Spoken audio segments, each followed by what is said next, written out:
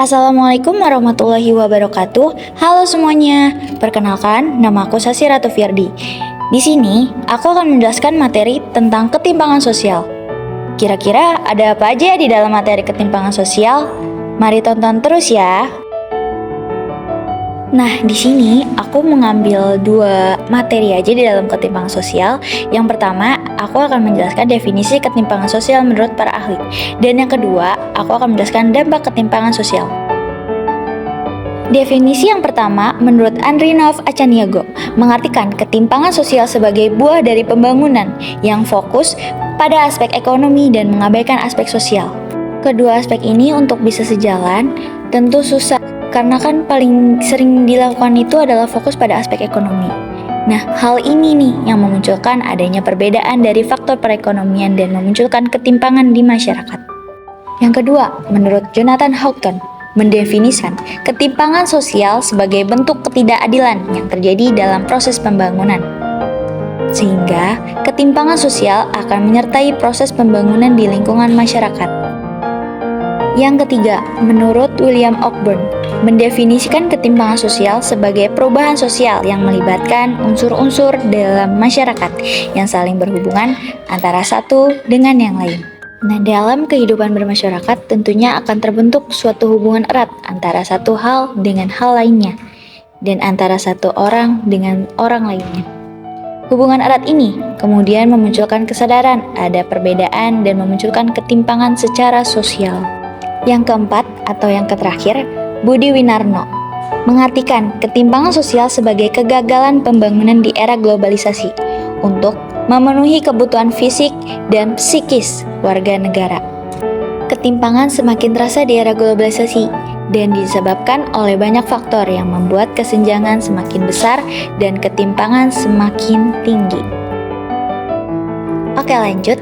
Di sini ada dampak ketimpangan sosial yang terbagi menjadi dua, ada dampak positif dan dampak negatif.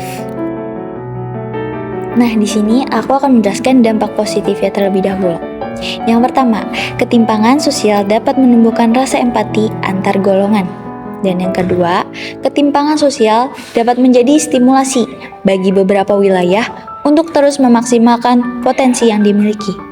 Dan yang ketiga, ketimpangan sosial dapat memberikan motivasi pada individu untuk terus mengembangkan, berkreasi, dan berinovasi. Dan yang keempat, mengajarkan pada masyarakat mengenai arti kehidupan dan mendorong untuk lebih pandai bersyukur. Selanjutnya yang terakhir, dampak negatifnya. Nah, di sini ada melemahnya minat berwirausaha. Maksudnya itu banyaknya investor yang masuk ke Indonesia. Nah, berpengaruh nih terhadap usaha para pengusaha kecil. Dan secara perlahan mereka akan kalah baik dari segi modal maupun teknologi. Selanjutnya, diskriminasi sosial. Diskriminasi sosial ada perbedaan suku dan ras, perbedaan kelas sosial, perbedaan jenis kelamin, agama, pandangan politik, dan kondisi fisik. Menurut Pettigrew, terdapat dua tipe diskriminasi. Yang pertama, diskriminasi secara langsung.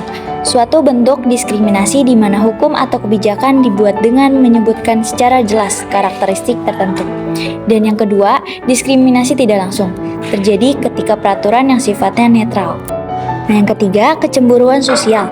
Kecemburuan sosial ini dapat muncul karena prasangka dan akibat perlakuan yang diterima oleh kelompok yang dibeda-bedakan. Dan yang keempat, konflik sosial. Konflik sosial ini umumnya konflik terjadi karena perbedaan dan ketimpangan rentan menimbulkan konflik sosial di masyarakat. Dan yang kelima, ada kriminalitas. Masyarakat miskin harus berusaha keras memenuhi kebutuhan hidupnya di era globalisasi. Dan beberapa di antaranya menghalalkan segala cara untuk memenuhi kebutuhan hidupnya. Oke, untuk yang terakhir yaitu monopoli. Nah, monopoli ini kekuasaan akan mengambil hak-hak orang lain dan menguasai berbagai akses secara mutlak terhadap kelompok lain.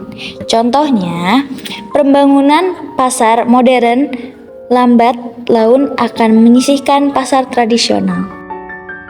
Oke, berakhirnya di sini aku akan mengucapkan terima kasih bagi yang menonton dan mohon maaf jika kekurangannya materi dari aku. Dan cukup sekian dari aku. Wabillahi taufik wal hidayah. Wassalamualaikum warahmatullahi wabarakatuh. Dadah teman-teman.